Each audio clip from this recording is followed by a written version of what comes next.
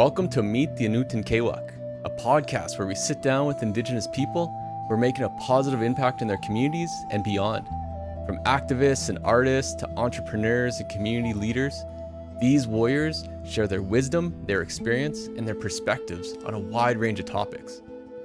Join me as I dive into the diverse and inspiring stories of these remarkable individuals and learn about the challenges they face and the lessons they learned along the way.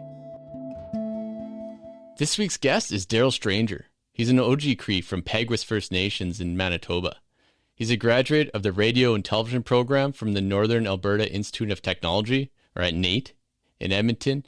Darrell put in the work as a reporter until he got his chance as the current role as an anchor and producer at APTN National News.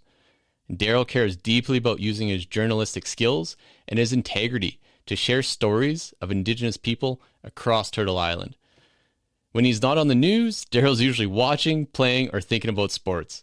His love for sports has sparked him to create Sports with Stranger. It's a sports segment on APTN National News. So without further ado, let's talk to Darrell. Awesome, Darrell. Tanse, it's great to see you, man. I've been really excited about this one. I've seen you for a while, and I've wanted to have you on and just ask you. It seems like you have an interesting gig, an interesting career, an interesting life. So I wanted to find out more. But to start off, can you just tell us a bit about your background, like how you grew up, where you grew up, and we'll go from there. Yeah, Tanse and Ian, Michael, thanks so much for reaching out and getting a hold of me. It's always, anytime I get opportunities like this, I try to say yes, just because it's one of those things where doesn't come around too often. So it's good. So thanks for reaching out. But yeah, I mean, I had a pretty simple sort of upbringing, if you will. I'm from the Peguis First Nation, the largest First Nation in Manitoba. I didn't grow up on reserve. I sort of went back and forth every other weekend kind of thing. I grew up in a small town just outside of Winnipeg, and so I go back a lot. And then I was still around that environment of being on reserve and sort of having that feel. And yeah, I mean, just grew up a pretty normal kid, playing hockey, playing baseball, playing all the sports, and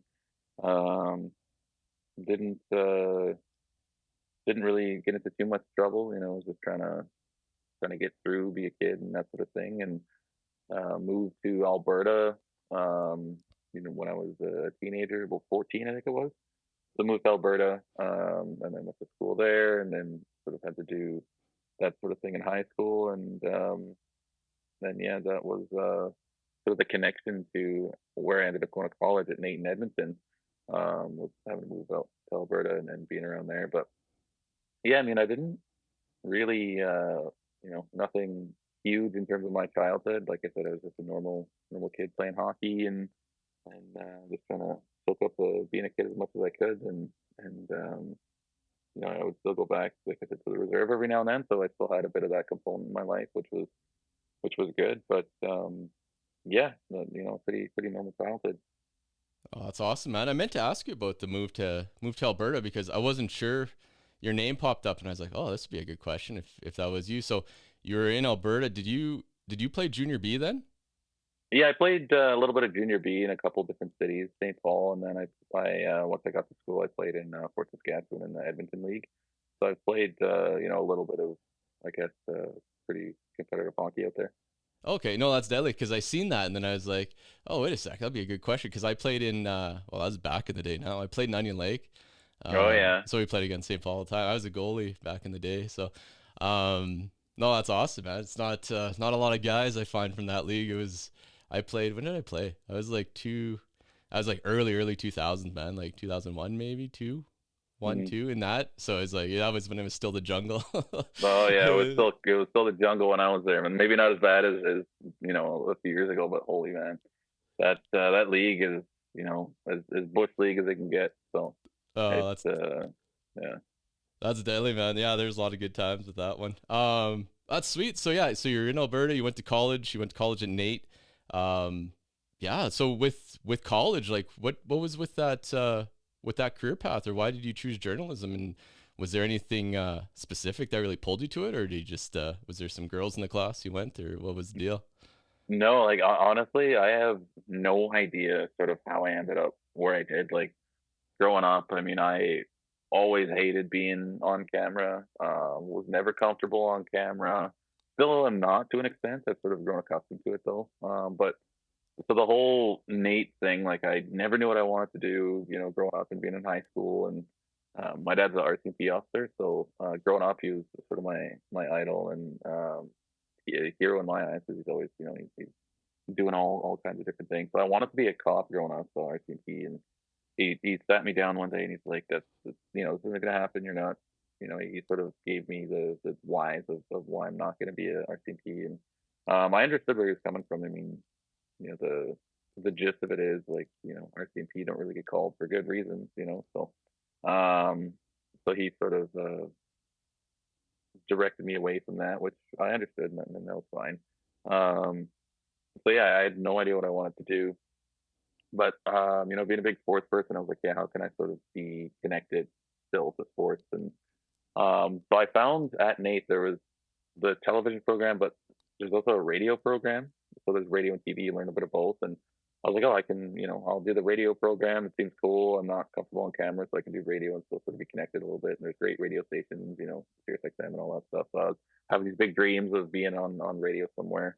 So I applied. I actually didn't get in the first time, which I guess my video, you got to submit a video and why you're a good fit and everything. So I didn't take it too seriously. So it makes sense that I didn't get in the first time.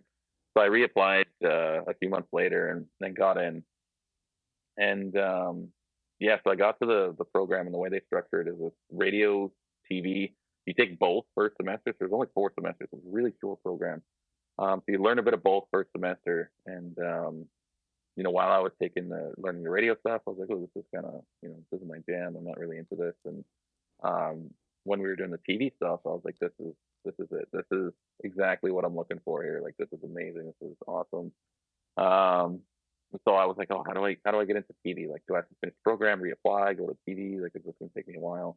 So I asked the dean of the program. I said, hey, can I like transfer? Is that a thing? Because the class sizes are really small. Like, it's 19, 20 people each, and that's like the limit. So they're very, very, very small. And he said, no, like we're all full up. There's nothing we can do. And I was like, oh, damn, okay.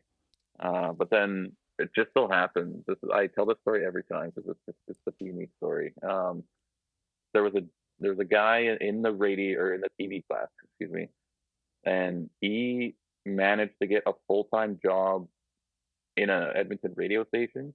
So they offered him a full-time job because he had worked over the summer. But he left the school, like the TV program, and started working full-time. So the spot opened up, and I jumped at that, and I was like, I went to the dean, and I was like, hey, like, there's a spot, like, can I do this? So this is just after first semester, so I didn't really miss anything either way.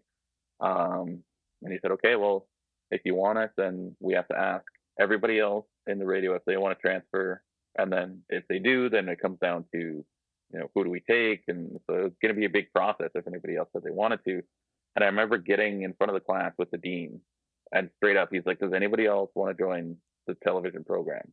And I'm like, oh, nobody raised their hand, please. Like, this is killing me. Nobody raised their hand, and he looked at me and he said, okay, you're in TV. So that was it. And I was like, okay, great. So I was in the television program. And I'll share a little side note to that story. That guy, his name's Aaron. I ran into him here in Winnipeg a few months ago. He's working here in Winnipeg now, full-time for a radio station. So it kind of came full circle that, if he didn't get that full-time job in radio from TV, I have no idea where I'd be right now. So I always like to share that little bit of story. So thanks, Aaron, for transferring over. So it was good. But yeah, so in terms of the schooling and stuff, like I said, it's very short. It's like 2 years, I think it is. So once I got into the TV program, I started doing more things. We have our own news show. We have our own little news show at the college called Nate News Watch. So we're doing active news, and because it's Nate and it's short and it's a polytechnic, like we're hands-on all the time. Like we're working with cameras, we're going to press conferences with other media outlets, with other reporters and journalists. So we are our own journalists at that school, which is really cool, like really cool, as opposed to a normal college experience where you're sitting in a classroom reading from a textbook and doing a test and all of that, So the college experience that I had, or like it was amazing. Like I didn't think of it as school. It was sort of just working. I guess it could be like an internship. Like it was really cool just to how they teach everybody, and all the instructors are old, journalists, and they know the ins and outs, and they have connections that help us. And um, so yeah, my college experience was great. Like I said, I didn't think it was school. But during that first semester, I'll sort of backtrack. I go all over the place when I'm telling stories. During that first semester, we always get media personalities and people to sort of come in, and we ask them questions and that sort of thing. We get other schools from Calgary, and we make a big deal of it. It's usually a weekend thing. One of the people we had was Jay Onright, who, I mean, when I was a kid growing up, I would watch Sports Center, the score highlights, like all of that on loop for like, 3 hours. And by the time I went to bed, I would know every single, stats and everything. So I was a huge, like I said, I'm a huge sports nut still am. So to have Jay Onright in, the first few weeks of me being a college student in that program, it was pretty crazy. So one of the things we had to do was read from a teleprompter, which, I mean, it's simple for me now, but as a college student doing that in front of Jay Onright with other schools from all over the place, like I said, I still hated the cameras back then, so it was quite an experience. And I always remember he asked me after I was done reading, he's like, "Do you want a Red Bull?" And because he's supposed to give feedback, and I was like, "What?" I was like, "What do you mean?"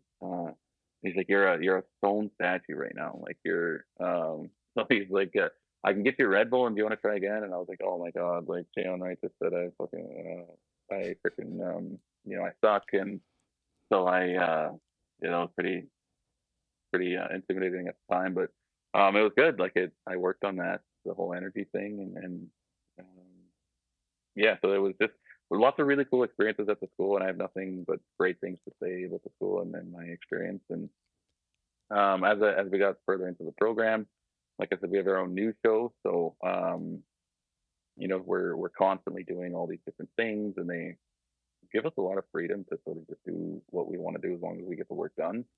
Um, so yeah, like it was a year and a half had flown by. We're doing our program, and everything is all, working hard, lots of late nights and cool things like music videos. So it's really good stuff. But to finish off the schooling, you have to do an internship. Like that's a requirement of the school, the 3 month internship. So I had no idea where I was going to go because other people were taking up local spots in Edmonton, and so I was like, oh man, I'm kind of behind the 8 ball here. And one of my instructors had said, "Hey, have you heard of Nate before, or Nate, APTN before?" And I was like, "I had no idea what APTN is. Like, what's going on there?" And he said it's an Indigenous news station, and they offer internships. And I was like, "Okay, great. Indigenous news station. I'm Indigenous news. Internship." So it was a perfect match, and I applied to APTN for the internship. I got it, but I had to move to Winnipeg for it. And I was totally okay with moving. I'd moved quite a bit as a kid, so I was pretty okay with the idea of moving. And so I moved to Winnipeg, did my internship. It was awesome, loved all of it. And yeah, so then I finished my schooling, and that's sort of my whole schooling experience, and the connection to APTN, um, that's sort of how that all blended together. So there was a lot of really fortunate things to go my way in terms of how I even got into TV in the first place, and the internship with APTN and all that. So yeah, in a roundabout way, that's sort of how my whole college experience was. Oh, that's awesome, man. There's so much in that too. It's funny about the Red Bull story because it happens so much on camera, right? Then you get off and you're like, Mm-hmm. man, that felt good. I feel really excited, feel good. Then you look at it and you're just sitting there, Mr. Stoic Indigenous man. Your face just nothing. Hey, Mm-hmm. it just looks like I hardly see my lips moving most of the time. Like, that is not how I felt. I felt good, Yeah, so you really got to pump it up to even show any kind of emotion on camera. yeah, But exactly. oh, it's deadly. It's awesome. You got to meet him so early too, to keep you motivated and keep that probably keep that drive going to show it's possible and actually get to meet someone that's doing it. Well, yeah, and like I said, he was a guy, Jay, that I watched him and James and I mean every night, like religiously. I would watch, like I said, all of their shows and all the sports shows. So immediately knew who he was, and he is a very tall gentleman. He is very tall. I didn't think he was that tall, but like I'm 6'3", and I was looking like up at him. So he's a Jeez. really tall dude. But yeah, great guy. I actually emailed him while I was still in school, just for looking for a bit of advice on how to do this and what to look for. And um, he replied back. I mean, he just enjoy the journey, like wherever you end up. Just it's not about the end goal.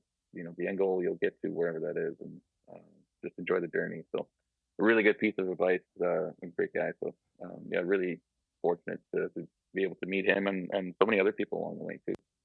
That's awesome, man. There was another takeaway in that too, with going back to your dad being with the RCMP and kind of talking you out of that a little bit, and which is good because you made a good point, right? You always see the worst in people. People don't call you to say hi, right? Mm-hmm. When they're working in those industries, so I could or in that line of work. So I could just imagine, especially being a father in that role, and then having your son being like, "Hey, I want to do this." Part of him, Mm-hmm. it probably pulled him because I'm sure, following my footsteps. My dad was a cop. You're a cop. Everyone's a cop. But then once you see everything and see how probably much it wears him down and stuff like that, I'm sure he's quite proud to now see you on TV all the time. So that's pretty deadly, man.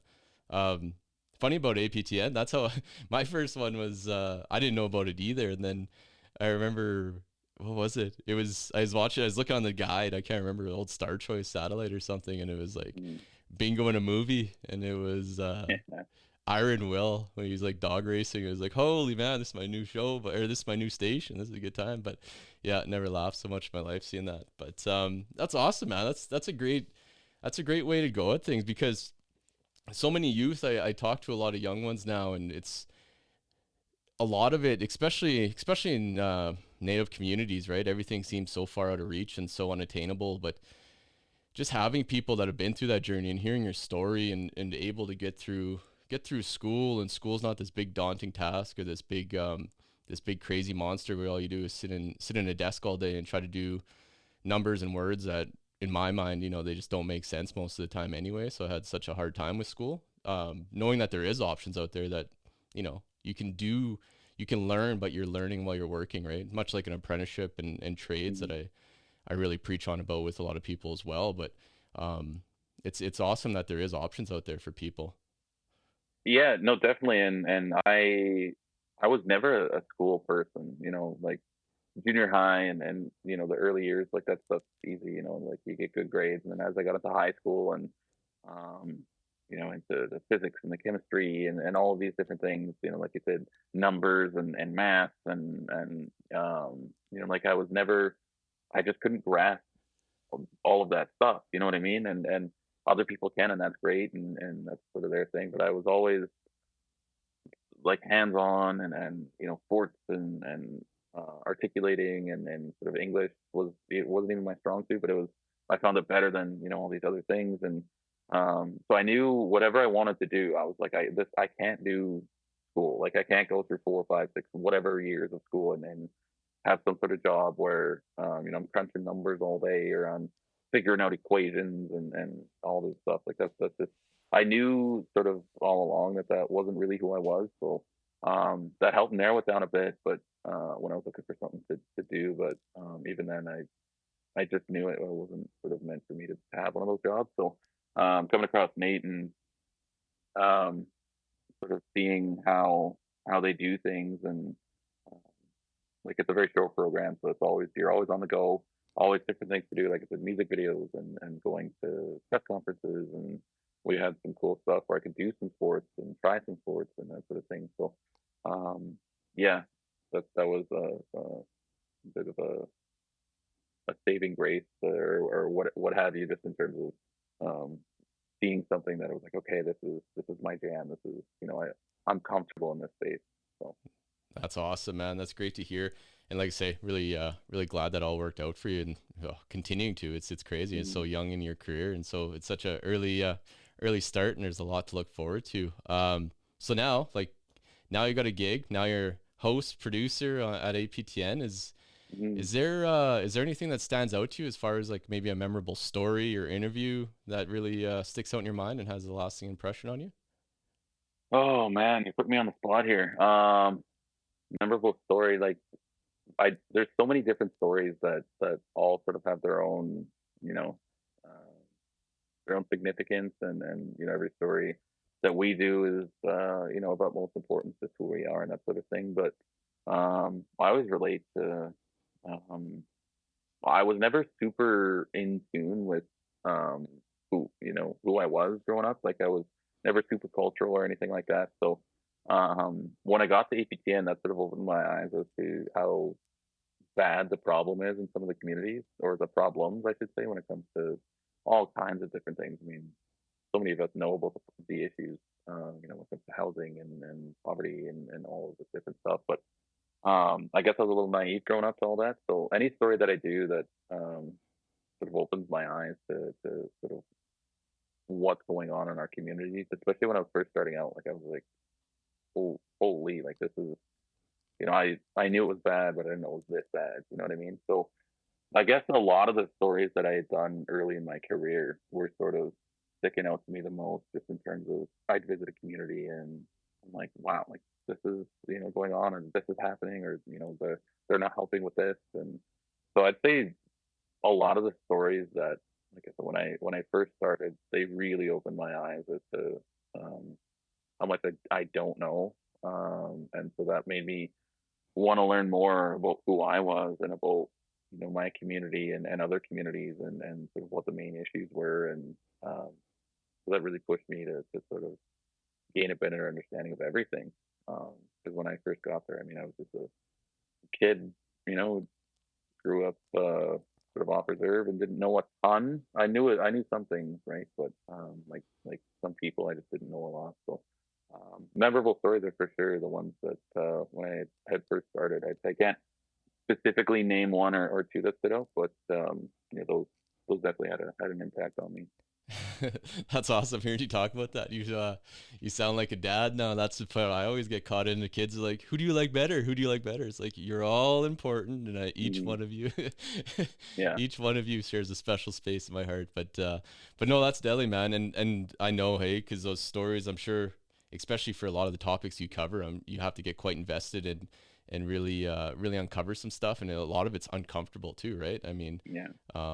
you're just seeing what's out there, and it's pretty tough. I know even with what I'm doing now, I see a lot of that, and I have to early on with my new with all the consulting I'm doing and things. It's I really had to my rose colored glasses, I say, got smashed on the floor, and my cape's all ripped up because I thought I'd go in there and try to save everybody, and it's just like the harder seemed like a lot of time, the harder I tried, the more I was getting pushed down. So really learned to stick kind of around that and figure that out.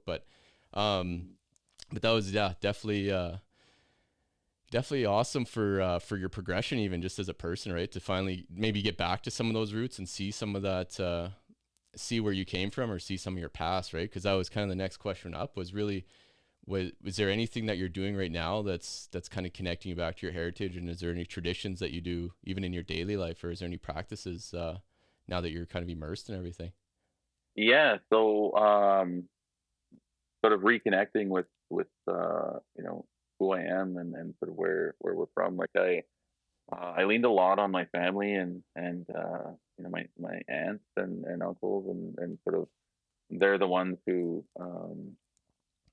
know about this stuff, and they help me. And I went I was like, oh, what can I do to whatever, after bad days or something I can do. So um I smudge every morning. I started to smudge, and sort of sort of cleanse myself and the area around me, and get my day started in a good way. It's a super small thing, and even if I'm running late for work, I still find time to just sort of clear things, clear my head, and I smudge and pray. And that's a really good start to the day, no matter how tough of a morning it could be or whatever. I still try and find time wherever I am to smudge and pray. So that's a big thing, and something that really helps. It's such a small thing, but it's helped me immensely with everything.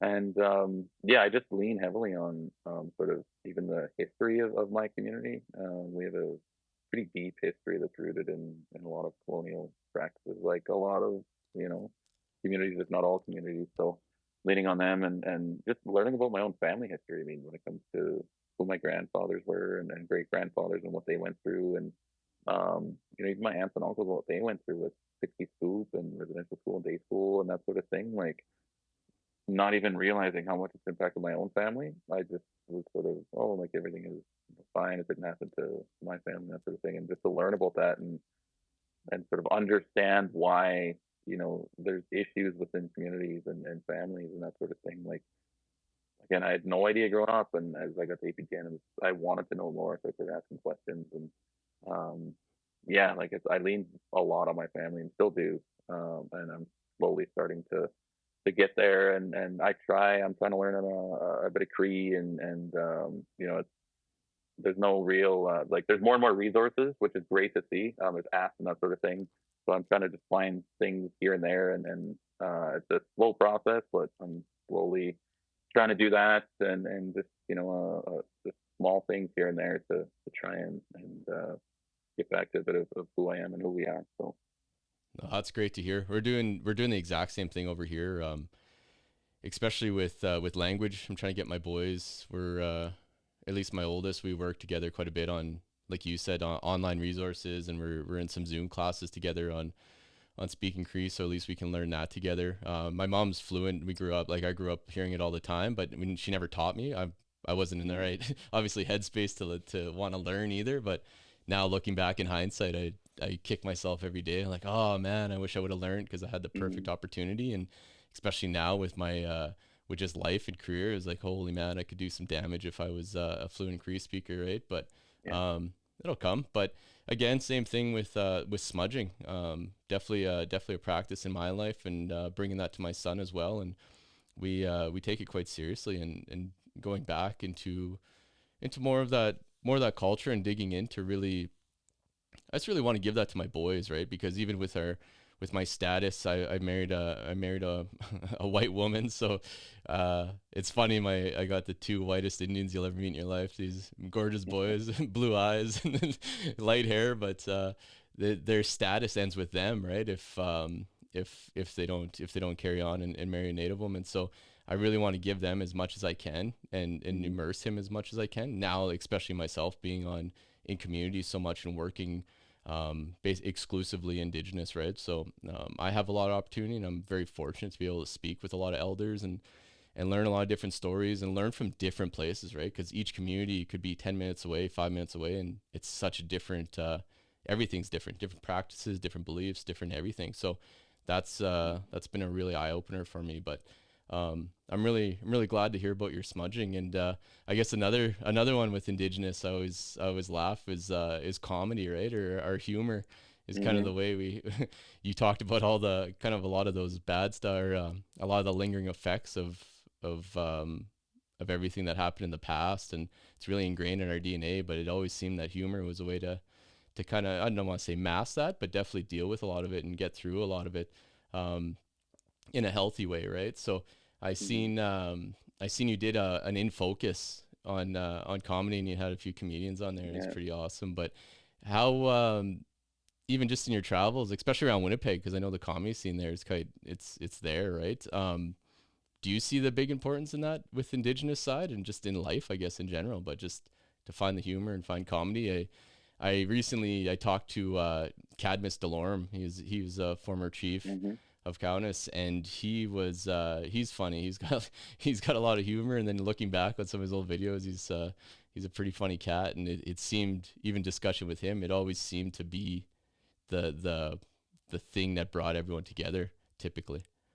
Yeah, no, definitely, and yeah, the comedy scene here is fantastic. Like, there's so many great comedians, Indigenous comedians as well here, and yeah, that in focus on the comedy. I mean, I loved every second of that. It's so nice to sort of just we do a lot of really hard news and stuff that isn't the happiest. So to do something like that and to have Stephanie Pankowitz and all these names are in my head. I just can't think of them, but all the Indigenous comedians are they're so good. And yeah, a lot of them said the same thing. Like these things happened and we can acknowledge that, but we can also start to that's sort of our healing journey. That's my healing journey, or in terms of using comedy to sort of bring light to that, but also to it's part of healing. And all the communities I go to, I mean, Indigenous people, we just like to laugh. And like I can't say how many community members or chiefs or council members I've talked to, and we're just joking around on the side before we get to a serious conversation, or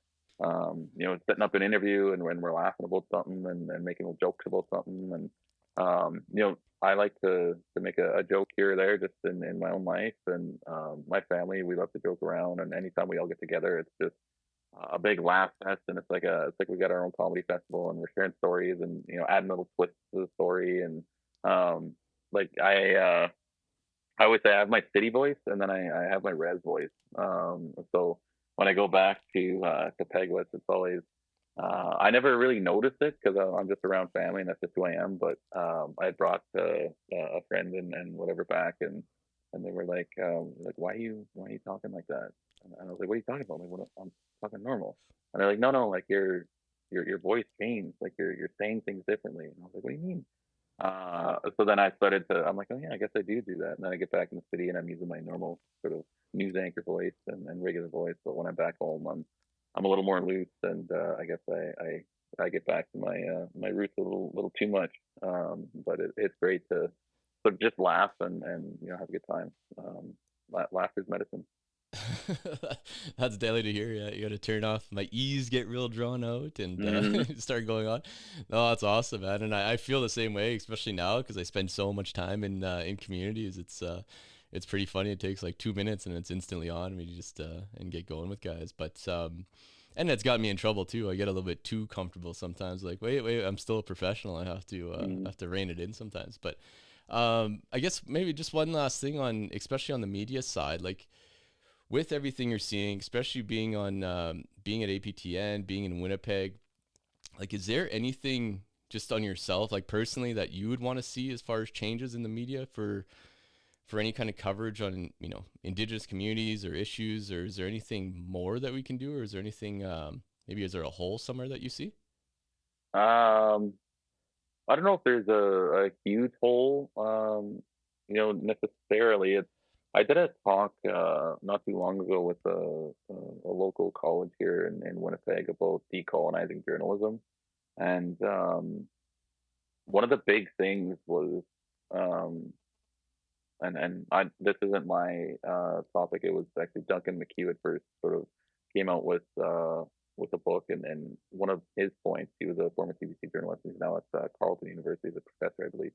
But one of the things that Duncan had said, and I use this all the time, is in the media we need to be storytellers and not story takers.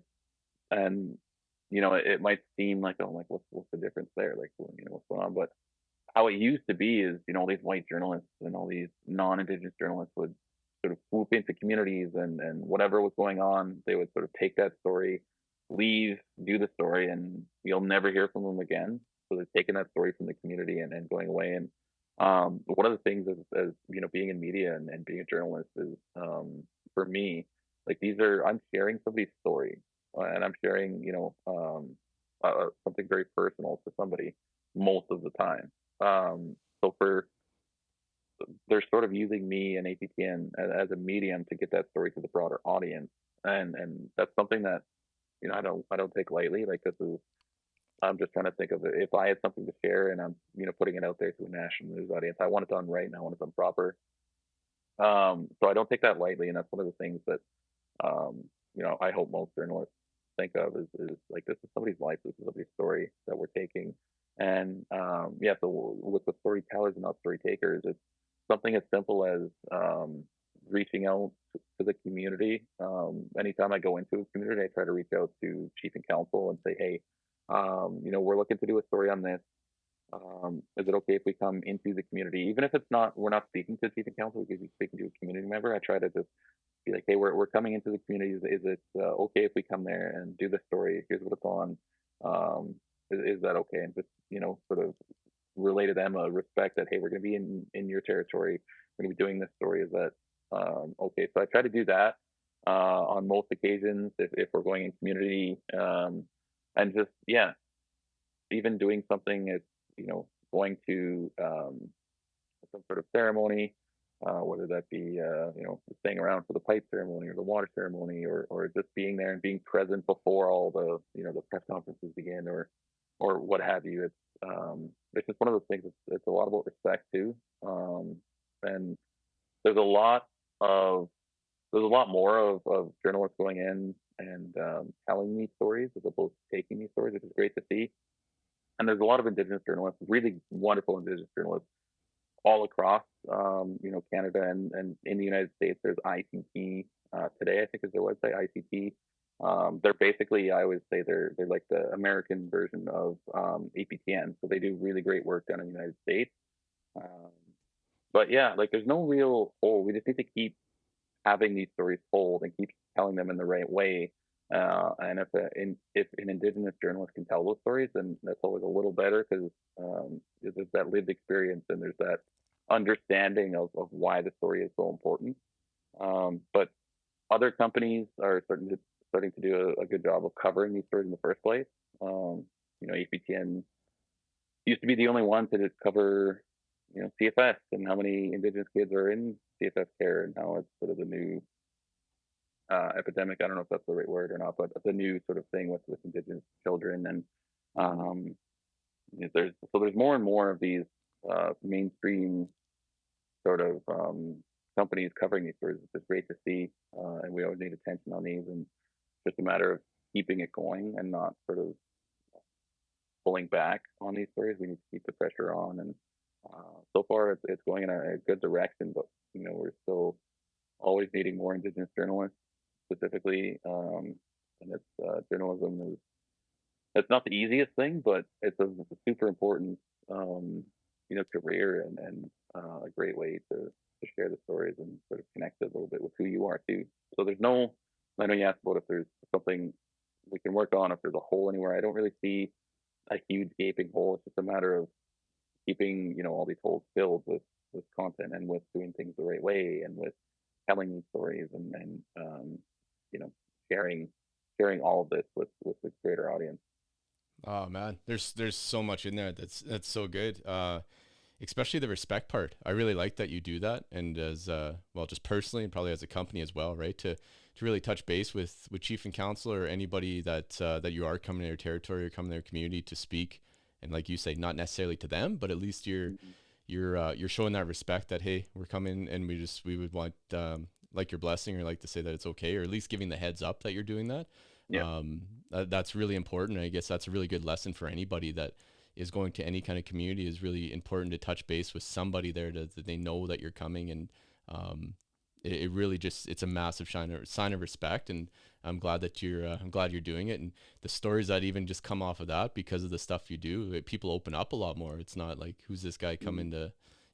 coming to look at us now. Is someone that really generally cares or wants to help support and carry on, right? So that's deadly. And I did want to touch base too, because you said we need more Indigenous journalists. Is there any kind of I know we talked about your schooling, but is there some advice or anything that you have for the younger ones that maybe wavering, don't know what to do, but if this could be a career path, or this could even just be something to dip their toe in, is there some tips, some tricks, some anything that you Mm-hmm. have out there?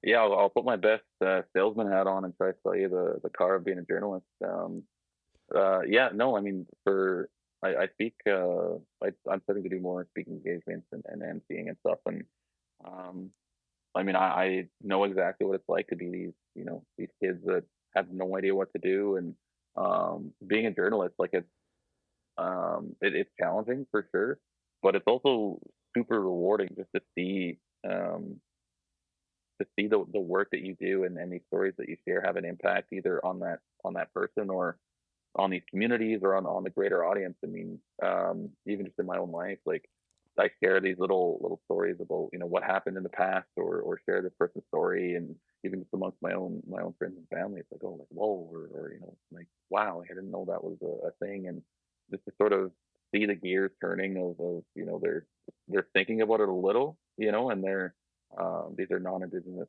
people sometimes, and just to see the gears turning a little, and to get them thinking about a different perspective, or how things work. I mean, that's to me, there's no greater thing than that, to sort of see that they're at least thinking about. it's, like I said, a different perspective or how the story is or why the story is that way, and they do a little digging on their own. And um, but yeah, if there's anybody out there who is like, oh, maybe a journalist is, how we do it. And um, I always say that, like, I do this, but for my own reasons, and obviously I know I have a little bit of an impact on those that are younger, and without our younger generation, I mean, there's nothing to do this for, like if I knew that nobody was going to be doing this after me, then there's really no, what's sort of the point in doing that. So I know somebody else is going to be coming along and sort of carrying on that tradition of being able to share stories, and we're storytellers, and that's sort of who we've always been as a sort of in my neck of the woods, and who we are. Like, we're storytellers. We share stories. We've always shared stories, whether it be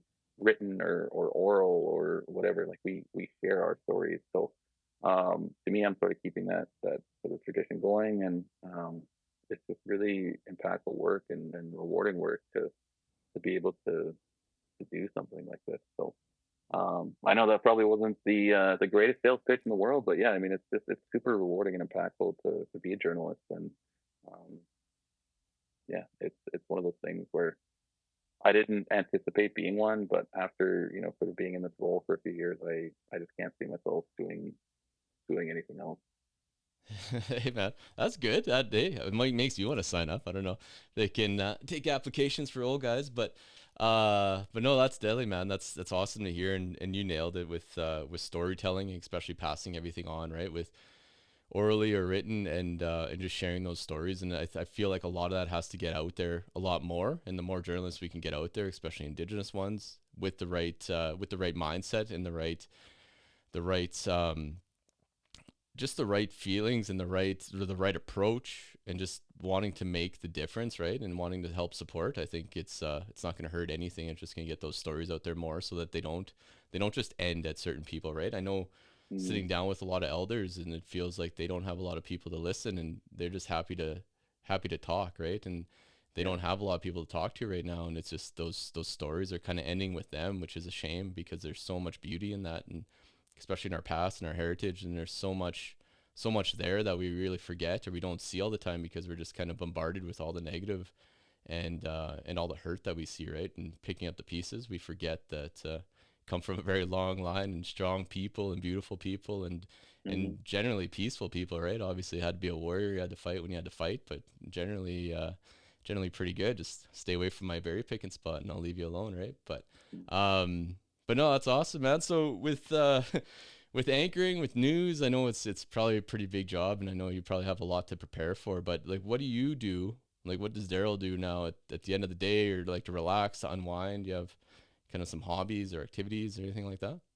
Yeah. Yeah, it gets pretty hectic I mean, sometimes days are super hectic and sometimes they're a little more chill, as in any job. But there's always a little window for about an hour, maybe 2 hours before the show where it's okay. We got, this is coming in, it's gonna be late. We got this story coming in. Okay, we gotta change this, change that, and so it's cool to. I should start doing more. I did a little behind the scenes video, but I should start doing more little things to show people sort of what goes into being an anchor. Um, but yeah, like I'm lucky enough where I'm close enough to work where I can sort of walk to and from. So that walk to and from is always sort of a nice little few. I think it's 12 minutes or whatever it is to wind down and just sort of get out in the fresh air and sort of walk around. And I'm where I am. It's super, the Exchange District. There's a lot of really old buildings that I always walk by and read these signs of when the building was made and that sort of thing. So it's a really good way of for me of winding down. I like to just get out and even after I get home, if it's stressful and I get home and I'm still feeling stressed, sometimes I just go for walks or drives, or I'll drive somewhere to walk. You know what I mean? Like, I just like to get out in nature, and like any Indigenous person, I think I just feel more comfortable being out in nature and on the lands, and I love going home to Pegwith and just sort of walking around in the trees and in the just out in the bush and go just be with be with the land. I mean, that's sort of my calming zone. So anytime I feel super stressed, I'll just smudge, and then I'll just go for a walk and get out in the air and just sort of breathe the clean air, and or cleanish air sometimes. But yeah, like I'm pretty simple. I still like to do a lot of sports. I signed up for little summer hockey, like ice hockey, which is good. That was This year is a bit tough. It was my first time skating since I last played junior B, which was 6 years ago. So a little bit tough to get the legs back under you, but yeah, I signed up for softball. Trying to do. My family is really my cousin and my uncle specifically. Like they're artists. Like they are. That's how they make a living is they do art. And so I don't really have that artistic touch, but like I can't even draw a stick man. Like it's really bad. But to see some of their work, I like to go out and just try and see different art pieces and that sort of thing. Got really good stuff here. And so I'm pretty simple, like sports and being out in nature and that sort of thing is kind of my go-to when it comes to trying to wind down after, especially some days that are really really busy. So yeah, and then a few TV shows and what have you, like any other person. But yeah, those are kind of the main things. Oh, that's cool, man. Does like when you say you're in, I don't know Winnipeg really, but you're in kind of like the older part then, and a little bit more historic, and there's a little bit Yeah, more lot to look at and things like that. yeah, like the building I'm in, like 100 years old or something like that, and all of these buildings were built like 19 something or 1890 something, and so I think the official title is like the historic exchange district or something. So every building you look at is just brick, like it's all just old brick, and you can just look at it and be like, this is old, So all these buildings have been repurposed, and Winnipeg is great for a lot of cultural things and that sort of thing. Just with being where we are and sort of the history behind, with the treaty being signed here and the Métis and all this stuff. So there's a lot of really cool uh, cultural things to do here too, which is great to see and great to go out and do sometimes. Cool, man. Is when you're out and about, like, do people recognize you now, or is it still you're still a fly under the radar a little bit? Uh, eh, Here and there, I like it's a comfortable amount that I get recognized. Like I'm not getting, I'm not Brad Pitt and getting recognized and everywhere. You know what I mean? So I'm like a D or E list or whatever the list, however the list goes. But it'll just be the most random times. I could be at standing in line at Tim Hortons, and somebody's like, "Hey, It's always you're the guy from APTN, right? It's never oh, hey Darrell or whatever. It's always you're the guy from APTN. So um there's always a hey, and then I sort of look at them and just to see who they're talking to, and then make eye contact. Like, you're the guy from APTN, and yeah. So anytime I'm doing like a speaking engagement or something, then obviously it's a bit more a lot more people sort of know who I am, and photos and that sort of thing. And I was in Toronto not too long ago, but I had a wonderful sweet old woman, an elder, and she wanted me to sign a book, but it wasn't my book. Like I can't remember who the author was, but she wanted me to sign the book, and I just said like, hey, it's not my book. I can't sign the book for you. If I wrote it, then I would. But just like gave her a big hug, and we're I'm a hugger, so if you want to hug, then yeah, I'll give you a hug or handshake or whatever. But it's a fun little story is she'd recognized me, and her eyes kind of got big, and I was like, oh, that's so it's always cool to sort of chat with people and then have them recognize me and just say, hey, how's it going? Thanks for watching or whatever it is. But yeah, it comes here and there. It could be I could do 2-3 in a week, and I could go a month or 2 months, and then somebody in a different line, I'll be walking into a building and somebody's coming out and oh hey, like it's super random. It's always the most random time. You touched on a really good point where where it's not like, hey Darrell, right? It's like, hey, that guy. Mm-hmm. What gonna get real we'll get deep on you, but like what's that like for you? Has it been a tough transition of, I don't know if you lose, maybe you don't lose self or anything like that, but you're, like you just sit there like, hey, no, my name's Darrell. I'm a regular Mm-hmm. person, I'm not just like, hey guy.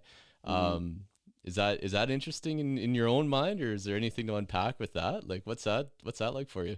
No, I don't think about it too deeply. I mean, I can never remember the names of anybody I meet. Like I could meet somebody and I will literally have to get them to like say and spell their name so I have it written down somewhere. Because if I don't, no idea who they are. Which is terrible to say, and I feel awful admitting that. But so if I forget people's names, that's just common. But no, like I don't find any ill will or any harsh feelings or anything like that. I mean, they recognize me, so that's I would say, they recognize me, and um, a lot of the times, like it's not like my name is plastered anywhere, on it's sort of just at the beginning of the show, and then it's always just my face and my voice, So I don't feel too hard towards anybody, and I just think of I probably wouldn't remember, other people's names if I saw them a few times on TV, and I'm like, oh, who's that actor, or who's that, So I don't take it too personally. It's fun to be recognized sometimes. That's a good point, man. Every time as you're saying that, I just picture sitting there trying to drink some gravy from KFC or something. It's like, leave me alone, leave me alone. Uh, no, that's awesome, dude. Well, I just want to be again mindful of your time, but like, what's the future hold for you? Like, what's this looking like, or is there anything in the works right now? um, Nothing too crazy. I'll be going to NAG in about a month here, so the North American Indigenous Games out in Halifax.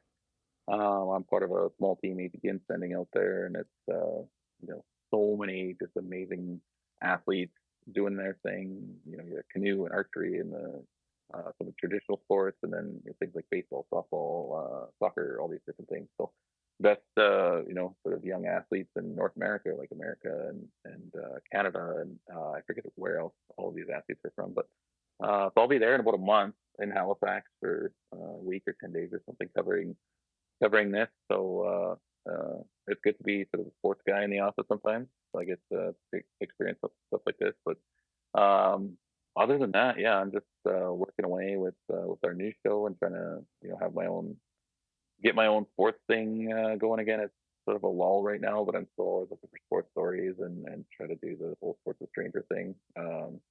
So it's in focus and regular news. It's just trying to find time for that and so get the sports content out to people. And other than that, yeah, I'll just be working away. I don't really know what the if there's an end goal or what that end goal is, but like Jay said to me, it's just sort of enjoying the journey, and so I'll just be working away trying to be a storyteller, and yeah, and really looking forward to NAG though. NAG is gonna be a really good time, and be surrounded in that sports environment for a week or whatever it is gonna be so fun.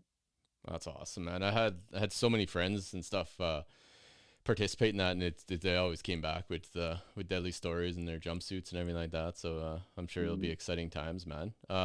So yeah, I guess well, lastly, really, just how do listeners stay up to date with yourself, and is there any way if they do need to get in touch with you, they can? And Yeah, so I mean, you can always watch APTN National News every night at 6 Eastern, 5 Central. We're always on all the social media channels, YouTube, Facebook, Twitter, all that stuff. So you can catch me every other night on there. And then yeah, I'm on most of the social medias. It's just my name, Darrell Stranger, on all the social media stuff. I'm not a big social media person, so you won't see me tweeting every day and about topics and stuff. Which I mean, I guess I could get into a little bit more doing that, but yeah. And then all the Instagrams and LinkedIn, everything is just my name. I kept it really simple. It's not name, number, and or all this stuff. So that's the best way. And if somebody has a story or they just want to chat, they can reach out to me at my work email at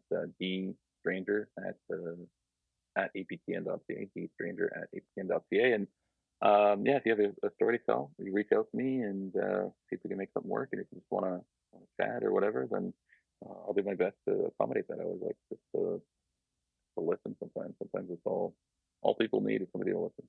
So, that's great, man. Well, again, I really appreciate your time, and thanks for this. And I look forward to what the future holds for you, and continue to watch you up on TV, man. It's awesome to see. So keep being deadly, and I'll talk to you later, dude. Yeah, perfect. Thanks so much again for the invitation, Michael. Thank you, Miigwech.